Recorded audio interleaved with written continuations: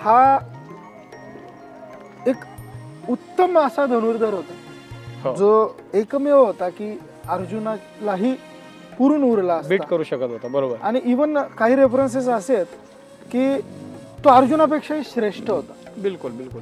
पण त्याला त्याला मरावं लागलं किंवा त्याचा वध करावा लागला. मग याचं कारण हे होतं का की तो अधर्मासोबत होता आणि कौरवांच्या सोबत होता म्हणूनच त्याला मारावं लागलं? कर्ण हा प्रामाणिक माणूस होता. त्यानं त्याच्या जीवनामध्ये तसे हादसे घडले होते. ज्या वेळेला धनुर्विद्येची परीक्षा व्हायच्या, त्यावेळेला धनुर्धारी सर्वश्रेष्ठ धनुर्धारी कोण, आणि त्याच्या जेव्हा स्पर्धा व्हायच्या तेव्हा पहिली गोष्ट त्याला स्पर्धेमध्ये सहभागी होऊ दिलं जात नव्हतं. का म्हणून? तर सूतपुत्र आहे सूतपुत्र आहे म्हणून. म्हणून. हा. म्हणजे ती कारण- उपेक्षाच होती ना. उपेक्षात्मक, कारण त्याला डावलायचं होतं ना. आणि मग जर तू सूतपुत्र नाहीस तर तू तू राजा नाहीस.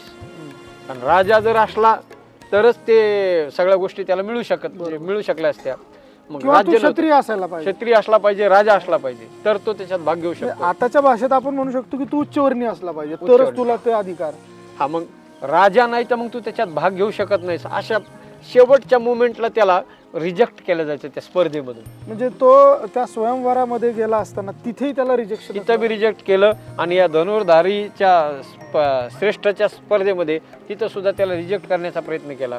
तू यांच्या लेवलला, यांच्या लाईनीत बसायच्याच लायकीचा नाहीस असं म्हणून त्याला हिनवलं जायचं. पण त्यावेळेला जेव्हा कर्णाला अपमानित केलं गेलं सगळ्या भरसभेमध्ये, सगळ्या लोकांच्या समोर, त्यावेळेला त्याच्या बाजूने फक्त एकच माणूस उभा राहिला, त्याचं नाव दुर्योधन.